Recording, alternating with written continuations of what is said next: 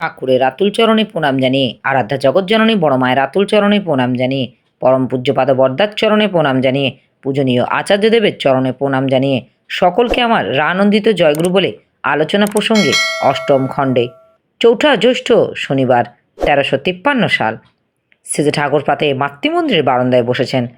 কেষ্ট ভট্টাচার্য এসেছেন। শ্রীজি ঠাকুর খুবই উদ্বিগ্ন। দেশের বর্তমান পরিস্থিতি সম্বন্ধে কথা উঠল। শ্রীজি ঠাকুর বললেন, কতগুলি মানুষ শুধু পাশাপাশি এক ভূখণ্ডে থাকলেই তাদের নিয়ে একটা জাতি বা দেশ গড়ে ওঠে না। মানুষগুলির ভিতর আদর্শ ও উদ্দেশ্যের যোগাযোগ চাই, পারস্পরিকতা চাই, অর্থাৎ প্রত্যেকের আপন হওয়া চাই। ভাবাই বলাই করাই এইটি যদি না হয় তাহলে শক্তি বাড়ে না। প্রত্যেকের জন্য হলে আর ভাবনা থাকে না। কোন দিক দিয়ে যে দুঃখ দরিদ্র উড়ে চলে যায় তা ঠিক পাওয়া যায় না। একটা পরিবারের যেখানে পরস্পরের মধ্যে গভীর টান আছে, সেখানে দেখো না কি কাণ্ডটা ঘটে। তাই সাম্প্রদায়িক ভিত্তিতে নির্বাচন কেন্দ্রের ভাগাভাগি আমার পছন্দ হয় না। ওতে কেউ কারো স্বার্থ হয় না, সুস্থ পারিপার্শ্বিক নির্ভরশীলতা গজায় না, একজনকে আরেকজনের তাবেদারের মতো থাকা লাগে। দুর্নীতি থেকে যায়, শত্রুতা যায় না। প্রত্যেকের সহায় না হলে যা হয় তাকে স্বাধীনতা বলে না। প্রত্যেকের সহায় না হলে যা হয় তাকে স্বাধীনতা না বলে অমঙ্গলের রাজত্ব বলা ভালো। বিকালে এসেছে ঠাকুর নির্মীয়মান শ্রীমন্দিরে এসে বসেছেন, কাজকর্ম দেখছেন। কখনো দক্ষিণমুখী হয়ে দিগন্ত বিস্তৃত পদ্মার চরের দিকে চেয়ে চেয়ে দেখছেন। ছোট ছোট ঝাউ গাছগুলিকে কয়েকটি পাখি আনন্দে দোল খেয়ে বেড়াচ্ছে। কখনো কখনো কৌতুক চোখে তাদের খেলা উপভোগ করছেন। এমন সময় প্রমোদ দে আশু দত্ত এসে হাজির হলেন। একটা দাদার দুস্থ অবস্থার সম্বন্ধে কথা উঠতেই শেষে ঠাকুর বললেন, আমাদের সংকল্প রাখা লাগে, একটি ভাইকেও কোনোভাবে অপকর্ষ লাভ করতে দেব না। যত দুঃখই আসুক পরস্পরের প্রতি অন্তরাশী হয়ে সেটা অতিক্রম করবই। এই সংকল্প অভ্যাসে পরিণত করে তোলা চাই। হরেন্দা এসে বললেন, পাবনায় কমার্শিয়াল কলেজ খুলবার জন্য কলকাতা থেকে কয়েকজন ভদ্রলোক এসেছেন, তারা আপনার সঙ্গে দেখা করতে চান। সেজে ঠাকুর ব্যস্ত সমস্ত হয়ে, যা ভদ্রলোককে নিয়ে বসাগে, আমি আসি। হরেন্দা বেরিয়ে গেলেন। সেজে ঠাকুর একটু পরে চটি পায়ে দিয়ে বেরিয়ে পড়লেন। মাতৃমন্দিরের পেছন দিকে বকুলতলায় এসে হাতওয়ালা বেঞ্চিতে বসলেন। ভদ্রলোকদেরও বেঞ্চি এনে বসতে দেওয়া হলো। ওদের কমার্শিয়াল কলেজ খোলার পরিকল্পনার কথা শুনে বললেন, খুব ভালো, এখানেও একটা করলে হয়। এখান থেকে আবার কত জায়গায় চালিয়ে যাবে। হাতে কলমে শিক্ষা যত হয় ততই ভালো। কৃষি শেখানো খুবই দরকার। আমাদের এমন হওয়া উচিত যে আমরা যেখানেই থাকব সেখানে অর্জি হব। তাদের গোলামি বুদ্ধি যাবে। আমাদের শিক্ষা কর্মপ্রধান করে তোলা দরকার, নইলে ছেলেরা স্বাবলম্বী হতে পারবে না। নবাগত একজন, হাঁ, পরাধীন দেশ যাতে করে খেতে পারে তা দেখতে হবে। শেষে ঠাকুর, পরাধীনতা মূল কারণ, সংহিতাহীনতা, স্বার্থ সন্দিক্ষতা। ভালোবাসা স্বার্থ প্রবল না হলে মানুষ অলস হয়ে পড়ে, ফাঁকি দিয়ে খেতে চায়। বুদ্ধদেবের আবির্ভাব প্রয়োজন যখন হয়েছিল, তার আগে পর্যন্ত ভাঙন সমস্যা ছিল না। শ্রীকৃষ্ণ যে সংহতি করে দিয়ে গিয়েছিলেন তারই রেস চলছিল তখন পর্যন্ত। যতদিন যাচ্ছে তত গোড়া কেটে আগায় জল ঢালার বুদ্ধি হচ্ছে। আজকাল রেওয়াজ হয়েছে একটু লেখাপড়া শিখলেই ধর্ম জানি না। কিন্তু ধর্ম যদি হয় বাঁচা ও বাড়া, তবে ধর্ম জানি না কথার মানে হয় কি? আগে দেশ পরে ধর্ম, তারই বা কী মানে হয়? ধর্ম মানে যখন জীবন ও বৃদ্ধি, তখন আগে ধর্ম পরে দেশ। দেশের জন্য ধর্ম নয়, ধর্মের জন্য দেশ। ধর্ম যে চায় না সে জীবনের শত্রু, সমাজের শত্রু। আমাদের বৈশিষ্ট্য হলো আমাদের অবতারে পৃথক করি না। অবতার মহাপুরুষের মধ্যে দিয়ে একটা ক্রমান্বয়ী পরিপূরণের ধারা বয়ে চলেছে সমাজে, নইলে সমাজ জানতো না কোন পরিস্থিতিতে তাকে কিভাবে এগিয়ে চলতে হবে। আবার ধর্মও এক, কারণ মানুষের জীবন সমস্যা মূলত এক। যুগে যুগে প্রধান সমস্যা হলো কেমন করে প্রতিটি ব্যক্তির প্রবৃত্তিগুলিকে ইষ্টস্বার্থ প্রতিষ্ঠাপন্ন করে তার মধ্যে অখণ্ড ব্যক্তিত্ব গজিয়ে তোলা যায়। সেইটা করতে পারলে সব কাম ফর্সা। মানুষের গুরুকরণের ফলে প্রবৃত্তিগুলি ইষ্টস্বার্থ প্রতিষ্ঠাপন্ন হলে ব্যষ্টি ব্যক্তিত্ব ফুটে ওঠে, তাকে বলি আমরা দ্বিজোৎ তত্ত্ব। ব্যষ্টি ব্যক্তিত্ব উদ্ভিন্ন হয়ে ওঠে সমষ্টি ব্যক্তিত্বে, তাকে বলি আমরা ঋষি। ব্রহ্মজ্ঞানী ইত্যাদি ব্যক্তিত্ব বিকাশের এই প্রয়াস অব্যাহত থাকলে ব্যষ্টি ও সমষ্টির পর পরামুখ্যপেক্ষী বা পরাধীনতা থাকা লাগে না। শক্তি জাগলে তা সব দিক দিয়েই জাগে। যেখানে ধর্ম যাবতীয় সমস্যা সমাধান, সেখানেই, আর তা রাজনৈতিক বা অর্থনৈতিক দিক দিয়ে নয়। নবাগত ভদ্রলোক, পাবনায় একটা কমার্শিয়াল কলেজ আছে, আরও একটা করতে গেলে প্রতিযোগিতা হবে, তাই ভাবছি কিভাবে অগ্রসর হব। সেজে ঠাকুর, এমনভাবে করা যায় না যাতে আপনাদের ভিতর দিয়ে আগের কলেজটার সুবিধা করে দেওয়া যায়? প্রতিযোগিতার বুদ্ধি থেকেই পরিপূরণী বুদ্ধিতে অবান্তর বিরোধিতা কমে, আবার বোধ ও যোগ্যতাও অনেক বেশি বাড়ে। পরমাত্মীয়র মতো সুগভীর প্রীতি ও দরদ নিয়ে কথাগুলি বলছেন ঠাকুর। তার কথাগুলি শ্রোতাদের মনে একটা অপূর্ব সুখানুভূতি জাগিয়ে তুলেছে। বলতে বলতে সেজে ঠাকুর হঠাৎ থেমে গেলেন। একটু পরে বলছেন, বাংলার পতনের সঙ্গে সঙ্গে ভারতও পতন হয়ে গেল। বাংলার পতন হবার আগে পর্যন্ত কিন্তু তা হতে পারেনি। পুনরায় বাংলাকে শক্তিমান না করলে কিন্তু ভারতকেও শক্তিমান করা মুশকিল। আমি বাংলার ছেলে বলে একথা বলছি না, এর বাস্তব তাৎপর্য আছে। সাম্প্রদায়িক বাটোয়ারা, সেন্সাস বর্জনের এইসব কাজ ভালো হয়নি, নিজেদের দোষেই ভুগছি আমরা। হিন্দু ধর্ম আমাদের শিখিয়েছে সবাইকে আপন করে নিতে। অনুলোম অসবর্ণ বিবাহ যদি বজায় থাকে, কেউ অনাত্মীয় হয়ে থাকে না। বহু রকমের অনৈক্যে সমাধান হতে পারে অনুলোম অসবর্ণ বিবাহের ভিতর দিয়ে। আজকাল কোনো মেয়েকেই হয়তো দুর্বৃত্তরা অপহরণ করে বা জোর করে নিয়ে গেলে দুর্বল সমাজ তার ঠেকাতে পারল না। সেই মেয়ে যদি লাঞ্ছিত বা ধর্ষিত হয়ে সমাজের বুকে ফিরে আসতে চায়, আশ্রয় চায়, কিন্তু তখন কিন্তু সমাজপতিরা ঘেন্নায় নাক সিটকাতে থাকেন। এইসব অনাচার কখনো বরদাস্ত করা যায় না। এই ভণ্ডামি ও নিষ্ঠুরতা ছাড়া আর কি? মা, বোন, বউ, মেয়েকে যারা দুর্বৃত্তের হাত থেকে ঠেকাতে পারে না, তাদের মুখে আবার বড় বড় কথা, শাস্ত্রের দোহাই দেয়, কিন্তু শাস্ত্রে যে আপধর্মের কথা আছে তারা কি তার কোনো খোঁজ রাখে? ওই সব মেয়েদের কখনো তাড়িয়ে দিতে নেই, সমাজের অঙ্গীভূত করে নিতে হয়। তাদের অনিচ্ছাকৃত পতনের জন্য যদি সমাজে তাদের প্রত্যাখ্যান করে, তাহলে তারা কিন্তু এই সমাজের প্রতি হিংস্র হয়ে ওঠে। যেখানেই থাক তারা সেখান থেকেই এই সমাজের ক্ষতি করতে চেষ্টা করে। তাদের ঠাঁই না দেওয়া, দূর করে দেওয়া মানে তাদের সেই সঙ্গে সঙ্গে নিজেদের জহন্নমের পথে ঠেলে দেওয়া। আবার কোনো মেয়েকে অবিবাহিত অবাঞ্ছনীয় স্থানে বিবাহিত দিলে, বিশেষত প্রতিলোম বিবাহ হলে, সেই বিবাহ অসিদ্ধ বলে ওই মেয়েকে হরণ করে শ্রেয় বরে অর্পণ করার বিধি আমাদের শাস্ত্রে আছে, কিন্তু তা আমরা মানি কই? তাই নানা কারণে দিন দিন আমরা দুর্বল হয়ে পড়েছি। সাম্প্রদায়িকতা সম্বন্ধে কথা উঠল। শেষে ঠাকুর, আর্যদের মধ্যে ধর্মান্তকরণ নেই, আছে পূর্বতনের অপূরণীয় দীক্ষা ও পরিপূরণ। আমরা তাই অবতার পরম্পরা স্বীকার করি। পূর্বতনদের যেমন মানি, তাদের জাগ্রত মূর্তি বর্তমান মহাপুরুষকেও তেমনি মানি। এই মান্য যদি থাকে, তাহলে সাম্প্রদায়িকতার স্থান কোথায়? ধর্ম কখনো মানুষের শত্রু করে না, অধর্মই তা করে থাকে। ধর্ম নামধারী অধর্মকে তাড়িয়ে প্রকৃত ধর্মের প্রতিষ্ঠা করো, তবেই জাতি বাঁচবে, তবেই জাতি জাগবে। হিন্দুদের মধ্যে আবার তপশিলি বলে একটা শ্রেণী করে ভাঙনের বীজ বপন করা হয়েছে। হিন্দুদের বিরোধী যারা যেখানে আছে, তারা আবার তাদের হাতিয়ে নিজেদের কাজ বাগাতে চেষ্টা করছে। ব্যাপার বড় সঙ্গীন। নেতারা গোঁজামিল দিয়ে সামঞ্জস্য করতে চাচ্ছেন, তাতে কিন্তু অমিল বেড়েই যাবে। সেজে ঠাকুর উদ্দীপ্ত কণ্ঠে কথা বলে চলেছেন। প্রতিটি কথা যেন সত্যার গভীরতম স্তর পর্যন্ত আলোড়িত স্পন্দিত করে তোলে। একজন প্রশ্ন করলেন, তপশিলীরা যে হিন্দু বর্ণের বিরুদ্ধে গেছে, তার জন্য বর্ণ হিন্দুরা কি দায়ী নয়? সেজে ঠাকুর, একাতাতে কথা আমার ভালো লাগে না। একজনের ত্রুটির কথা বড় করে বলবো, তার গুণের কথা উল্লেখ করব না, এ কেমন ধারা আমাদের? আমি কত দেখেছি বাংলার হিন্দু বর্ণরা কপালের ঘাম ফেলে নিজেদের বাল বাচ্চাদের মতো করে তপশিলীদের বাঁচিয়েছে। আপদে বিপদে দুঃখে কষ্টে রোগে শোকে তাদের পাশে গিয়ে বুক দিয়ে দাঁড়িয়েছে। শাসন যদি করে থাকো, সোহাগ করেছ। বামুনের পো বাগদির ছেলেকে, সে যদি বয়োজ্যেষ্ঠ হয়, তাহলে দাদা কাকা বলে সম্বোধন করতে অসম্মান বোধ করেনি। এসব তো আমার নিজের চোখের দেখা ব্যাপার। কই কাউকে তো এইসব কথা বলতে শুনি না, যাতে মানুষের মিল হয়।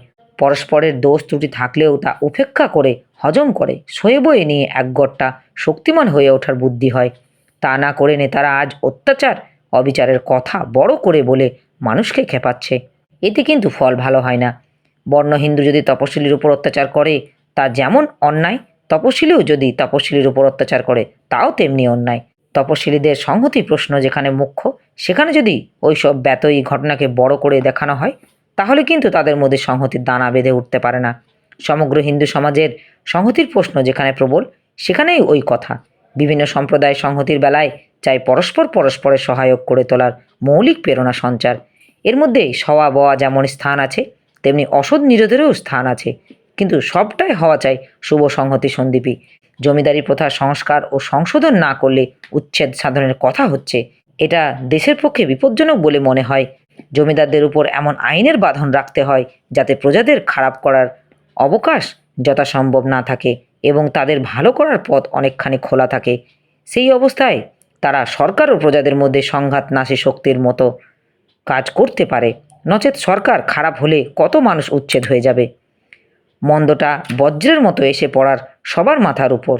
আবার জনসাধারণ যদি দুষ্ট প্ররোচনা ও প্রবৃত্তির দরুন অবুঝের মতো অকারণ সরকারের বিরোধী হয়, সেখানেও তৃতীয় পক্ষ হিসাবে সামঞ্জস্য বিধান করে সুবোধ শাসন সংস্কার অস্তিত্ব রক্ষা সাহায্য করতে পারে। এমন কেউ থাকবে না। অনেক জমিদার আছে যারা প্রয়োজন মতো গরিব প্রজাদের খাজনা কিছু কিছু মুকুব করে দেয়।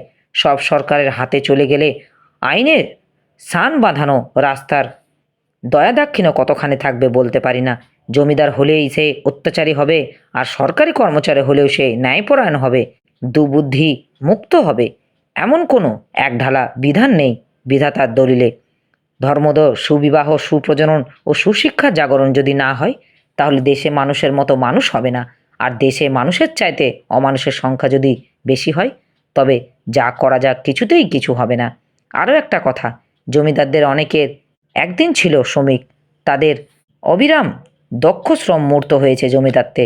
বংশানুক্রমিক যাদের ভিতর যে সদ্গুণের উদ্ভব হয়েছে তা বরবাদ করা ভালো না, কিন্তু অনেক ক্ষেত্রে যোগ্যতাহীন আশ্রয়ে যাদের দাবি আজ অগ্রগণ্য হয়ে উঠেছে, তারাই আজ যোগ্যতা ও উন্নততর যারা তাদের অপসারিত বা পদানত করে সর্বপ্রকার সম্পদ ও উৎপাদন যন্ত্রের উপর অধিকার বিস্তার করতে চাচ্ছে। এর মধ্যে বাঁচা বাড়ার তাগিদ বা কতখানি এবং কুৎসিত প্রবৃত্তি লালসার প্ররোচনা বা কতখানি তা বিচার করে দেখতে হবে। প্রবৃত্তি লালসার প্রশ্রয়ের ভিতর দিয়ে কখনো মানুষের শ্রেয় আসে না। শোষণ ও প্রতিযোগিতার কথা যতই বলো, অন্যের ঘাড়ে সবটুকু দোষ চাপিয়ে দরিদ্রের যতই সহানুভূতি দেখাও, তার ভিতর সত্যিকারের গরজ যেগুলি আছে সেগুলি যদি দূর না করো, তাহলে মিত্র বেশি শত্রু তোমরা তাদের। চুরির প্রশ্রয় দেবে না। চুরির প্রশ্রয় দেবার দরুণ বেনি যেমন শেষটা একদিন মাসির কান কেটে নিয়েছিল, এরাও তেমনি করতে চাইবে। সাবধান, ফাঁকি দিলেই পেতে হবে তা। যদি কারো ভালো করতে চাও, মানুষটাকে প্রকৃত ভালো করে তোলো, যতদূর ও যত বেশি সম্ভব। জমিদার বা ধনী যারা, তারা নির্দোষের কথা আমি বলি না, কিন্তু তাদের সবটুকু দোষই নয়। তাদের অনেকের মধ্যেই প্রচুর যোগ্যতা, বুদ্ধি, বিবেচনা ও কর্মদক্ষতা আছে। মানুষগুলিকে এমন করে কাজে লাগাও যাতে তাদের আওতায় পড়ে আরও অনেকে বাস্তব যোগ্যতা অর্জন করতে পারে। আর প্রত্যেকের মধ্যে এমন প্রেরণা সঞ্চারিত করে দাও যাতে সে পারিপার্শ্বিকের ভালো মন্দ করার কাজে নিজের শক্তি নিয়োগ না করে তাকেই বলে যাজন বা ধর্মদান। এ না করে মানুষের হাতে তাল তাল সোনা তুলে দিলেও তুমি কারোর কোনো উপকার করতে পারবে না। নির্ঝরের জলধারার মতো উদ্যত আবেগের কথাগুলি অনর্গল বেরিয়ে আসছে শেষে ঠাকুরের মুখ দিয়ে। হঠাৎ থেমে গেলেন প্যারিদাকে দেখে। আশ্রমের একজন টাইফয়েডে ভুগছেন। অধীর আগ্রহে তার অবস্থা সম্বন্ধে খুঁটিয়ে খুঁটিয়ে নানা কথা জিজ্ঞাসা করতে লাগলেন। কথা শেষ হলে নবাগতদের মধ্যে একজন জিজ্ঞাসা করলেন, শিক্ষা বিভাগে যদি পুরোপুরি সরকারের হাতে চলে যায়, সে সম্বন্ধে আপনার কি মত? শেষে ঠাকুর, শিক্ষা বিভাগ পুরোপুরি সরকারের কর্তৃত্বের অধীনে থাকা অপবিত্র। আবহমান কাল থেকে ভারতের অব্রাহ্মস্থ স্তম্ভ পর্যন্ত সবাই লালিত পালিত ঋষির কাছে, তার কাছেই থাকা উচিত শিক্ষা। শিক্ষা মানে আচার আচরণ চরিত্র। সেই পুঁথিটা বা স্কুল বাড়িতে মজুদ থাকে না, বা সরকারি দপ্তরখানায় পয়দা হয় না। সেটা চরিত্র ও আচারবান আচার্যের প্রতি সেবাময় শ্রদ্ধার ভিতর দিয়ে। জীবন্ত ঋষি হলেন আদর্শ আচার আচরণ ও চরিত্রের পরম উৎস। শিক্ষাটা তাই ওখান থেকেই উৎসারিত হওয়া ভালো। এই ব্যবস্থা হয় সুচারু, সুন্দর ও শক্তিশালী। শিক্ষাটা সরকারের হাতে গেলে তারা ওটা নিজেদের রাজনৈতিক স্বার্থে ব্যবহার করতে পারে, ওতে ভালো হয় না। মানুষ ভগবানের জীব, সমাজের সব বিধি ব্যবস্থা বন্ধন এমন থাকা ভালো যাতে ভগবানের সঙ্গে তার যোগ সংগতির সুযোগটা যথাসম্ভব অবারিত ও অনাবৃত থাকে। কতগুলি উদ্দেশ্যমূলক অবান্তর দার্শনিকতা মানুষের মাথায় ঢুকিয়ে দিয়ে তার স্বচ্ছ দৃষ্টিটাকে ঘোলাটে করা ভালো না। শিক্ষাপুত জিনিস তাই ইউনিভার্সিটিগুলোতে যতটা সম্ভব মুক্ত রাখা উচিত। ভারতের দেবদত্তের ব্রহ্মদত্তের সম্পত্তিগুলিকে সংগঠন করলে প্রভূত অর্থের যোগান পাওয়া যায়। আরও একটা মোটা অংশ শিক্ষার কাজে লাগানো যায়। তাই টাকার জন্য সরকারের দ্বারস্থ হওয়া প্রয়োজন করে না। প্রকৃত ব্রহ্মজ্ঞ পুরুষের হাতে যত সুযোগ সুবিধা থাকে, ব্যক্তি বৈশিষ্ট্য অনুযায়ী লোকের কল্যাণও করতে পারে তিনি ততখানি। প্রশ্ন: আপনি যে বলেন শিক্ষার মাধ্যমে কোনো অবান্তর দার্শনিকতা মানুষের মাথায় ঢুকিয়ে দিয়ে তার স্বচ্ছ দৃষ্টিটাকে ঘোলাটে করা ভালো না, তাহলে ঋষির নির্দেশ ও ব্যবস্থাপনা সম্বন্ধে তো এই আপত্তি উঠতে পারে। সেজে ঠাকুর: ঋষিরা কোনো আন্দাজি কথা কন না, তারা কন বাস্তব ঘটনা, তাকেই বলে তত্ত্ব। তত্ত্ব মানে তাহাত্ম, এর মধ্যে কোনো ব্যক্তিগত কল্পনা আরোপই নেই। এটা হলো পুরোপুরি বিজ্ঞান করার ভিতর দিয়ে পূর্বাপর সঙ্গতি সম্পন্ন যে অভিজ্ঞতা ও জ্ঞান তারা কুড়িয়ে পান, সেই মানিক তারা দুহাতে বিলিয়ে যান। মানুষের নেওয়া না নেওয়া তাদের হাত, এর মধ্যে কোনো চাপানো ব্যাপার নেই। বিশ্ব প্রকৃতি ও জীবনের স্বরূপ ও স্বভাব সম্বন্ধে যে অভ্রান্ত অনুভব তাদের জাগে, সেই দাঁড়ায় দাঁড়িয়ে তারা সেই কথাই বলেন, যাতে সত্তা চরম ও পরম সার্থকতা লাভ করে। মানুষের ভালো করে অছিলায় অন্য কোনো হীন প্রবৃত্তি পরচিত মতলব বাগাবার আশায় ঘোরেন না তারা। তাদের স্বার্থই হলো সবার ভালো করা, অন্য কোনো উদ্দেশ্যর তাবেদারি করেন না তারা। আর এর যে করেন এর মধ্যে পর উপকারীর দম্ভ বা হীন আত্মস্বার্থ প্রতিষ্ঠার প্রত্যাশা থাকে না, সহজেই টানে নিজের জনের মতো করে। প্রফুল্ল: জমি ভগবানের দান, প্রত্যেককে তা দেওয়া যায় যদি রাষ্ট্রের হাতে সব জমি থাকে। সেজে ঠাকুর: অফুরন্ত পাওয়ার পথ ভগবান প্রত্যেকটি ব্যক্তিকে দিয়ে রেখেছেন, সেই সম্ভাবনাকেই বাস্তবায়িত করতে হয় সাধু প্রচেষ্টার ভিতর দিয়ে, সেবার ভিতর দিয়ে। এই সাধনায় মানুষকে বড় করে, জীবনকে মহৎ করে। কষ্ট করে যা পেতে হয় তা পেয়েই মানুষ তৃপ্তি ও আত্মপ্রসাদ লাভ করে। আলো বাতাস তো আমরা অনাশাই পাই। এই পাওয়া কি আমাদের খুব একটা শক্তিবৃদ্ধি বা প্রাপ্তির আনন্দদায়ক বোধ হয়? শক্তি ও আনন্দের বিস্তারের জন্যই ভগবান রাজ্যের বেশিরভাগই জিনিস করে পাওয়ার বিধান। এই বিধান রহিত করলে ভালো হয় না। তবে যাদের পক্ষে পরিশ্রম করা সম্ভব নয়, রুগ্ন, বৃদ্ধ, নিরাশ্রয়, পঙ্গু, দুর্বল যারা, তাদের পালন পোষণের ব্যবস্থা আমাদের করতে হবে। ভেবে দেখতে হবে, আমি যদি ওই অবস্থায় পড়ি তখন কেমন হয়। ওই অবস্থায় যার পক্ষে যতটুকু করা সম্ভব তা করাই ভালো। বিহিত কর্মের দেহ মনের পরম প্রাণদ রসদ। মাটি ভগবানের দান, তাই তো মাটির বুকে চলতে কারো বাধা নেই। ভিক্ষুক কোনো পথকর দেয় না বলে তাকে বলা হয় না যে তুমি রাস্তায় চলতে পারবে না, কিন্তু তুমি জমির উপর সত্ত্ব স্বামিত্ব লাভ করতে গেলে তা অর্জন করতে হবে। কারোর জমি নেই মানে তার কর্ম নেই, এমন অনেকে আছে যাদের জমি দিলেও তারা সবটুকু দায়িত্ব নিয়ে জমি রক্ষা করতে পারবে না। জমি যার আছে, কোনো বছর অজন্মা হলেও সে নিজে খাজনার দায় থেকে সাধারণত রেহাই পায় না। জমিহীন চাষিরা জমির বর্গা নিয়ে নির্ঝঞ্ঝাটে যে লাভ করে, জমির মালিক যে তার কিন্তু খাজনা বাজনা, বীজ, ধান, সার, জমির ভাঙন ইত্যাদি সব ঠেকিয়ে সে তুলনায় অনেক কমই থাকে। জমি যাদের আছে তাদের সবটুকুই যে সুবিধা তা তো নয়, সুবিধার সঙ্গে অসুবিধাও থাকে, অসুবিধার সঙ্গে সুবিধা থাকে। মোটপর পরিশ্রমী ও মিতব্যয়ী যারা, তাদের জমি না থাকলে খেটে পিটে তারা যে জমির মালিক হতে পারে না এমন কিন্তু নয়। আবার জমি থাকলেও বুদ্ধি অভ্যাসের দোষে অনেকেই সে জমি খুইয়ে বসে, তাও তো হামেশাই দেখা যায়। তবে সমাজে যারা সম্পন্ন ও সুপ্রতিষ্ঠিত তাদের দেখা উচিত পরিবেশে সবাই যাতে দাঁড়াতে পারে। পরিবেশ যদি দুস্থ ও হতদরিদ্র হয়ে চলে, একলা একলা বেশি দিন ফুটানি করা চলে না। পারিবেশিক প্রতিক্রিয়া সব ঠাঁট বানচাল হয়ে যায়। সম্পন্ন কথা থেকে একটা কথা মনে হচ্ছিল, তোদের কাছেই তো শুনেছি, সম্পন্ন সম্পদ শব্দেরই বিশেষণ। সম্পদের ভিতর সম্যক পদ অর্থাৎ গতি বা ক্রিয়া আছে। এইটা বাদ দিয়ে শুধু আলসেমি করে কেউ সম্পন্ন হতে বা থাকতে পারে না। মানুষের দায়িত্ব ও প্রয়োজন দিন দিন বাড়ে, তাই কোনো সম্পন্ন গৃহস্থ যদি নিরলস শ্রমের বৃদ্ধির পথে না চলে, সে কিন্তু ধীরে ধীরে খতমকে ডেকে আনবে। আবার কর্মবিমুখতা ও ফাঁকিবাজি জিনিসটা উপদষ্ট বিষের মতো, এটা পুরুষানুক্রমে সঞ্চালিত হয়ে চলে এবং পরিবেশের দ্বারা কুলুষিত হয়। তাই এসব সামাজিক অপরাধ সম্বন্ধে খুব সাবধান থাকা লাগে। আর গভর্নমেন্টের হাতে জমি গেলে কি সুবিধা হয় তা খাসমহলের প্রজাদের দিকে চেয়ে দেখলেই পারো। ফল কথা আমি বুঝি, মানুষের যদি সুনিয়ন্ত্রিত ব্যক্তিগত স্বাধীনতা না থাকে তাহলে জাতীয় স্বাধীনতা বাজে ভাঁওতা। ব্যক্তিগত স্বাধীনতা থাকা সত্ত্বেও তখন মানুষ সুনিয়ন্ত্রিত চলনায় চলতে পারে, যখন সে কোনো সুনিয়ন্ত্রিত গুরুর সঙ্গে যুক্ত হয়ে দৈনন্দিন জীবনে তার নীতি ও নিয়ন্ত্রণ অনুযায়ী চলতে থাকে। কথা হচ্ছে এমন সময় স্পেন্সার দা আসলেন। কী খবর? হেসে জিজ্ঞাসা করলেন ঠাকুর। স্পেন্সার দা, ভালো। এরপর নবাগত ভদ্রলোকেরা স্পেন্সার দার সঙ্গে আলাপ করতে লাগলেন। শ্রী ঠাকুর চুপচাপ বসে তামাক খাচ্ছেন ও প্রীতিমনে ওদের কথাবার্তা শুনছেন। কিছুক্ষণ বাদে ওরা বললেন, এইবার তাহলে আসি।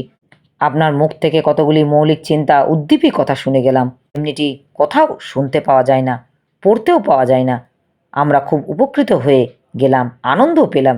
শ্রী ঠাকুর বিনীতভাবে বললেন, আমি মুখ্য মানুষ, আমি কিছু জানি না। পরমপিতা যা দয়া করে কওয়ান, তবে আপনাদের মতো মানুষ আসলে আমার খুব ভালো লাগে। আবার সুবিধা মতো আসবেন। ওরা প্রণাম করে বিদায় নিলেন। এরপর শ্রী ঠাকুর ইংরেজিতে দু একটি বাণী দিলেন। স্পেন্সার দা লিখে নিলেন।